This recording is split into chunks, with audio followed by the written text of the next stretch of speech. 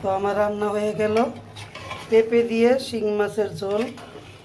শিং মাছ সব নিচে চলে গেছে, শিং মাছ সব নিচে চলে গেছে।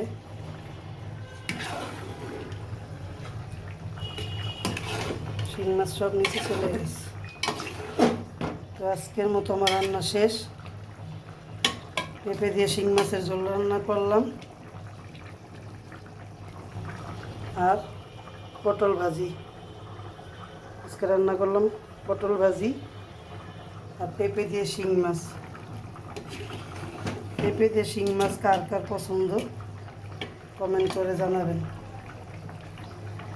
আমার ভিডিওটি যদি ভালো লেগে থাকে লাইক কমেন্ট শেয়ার করে পাশে থাকবেন।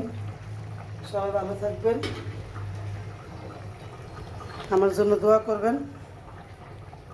আল্লাহ হাফেজ।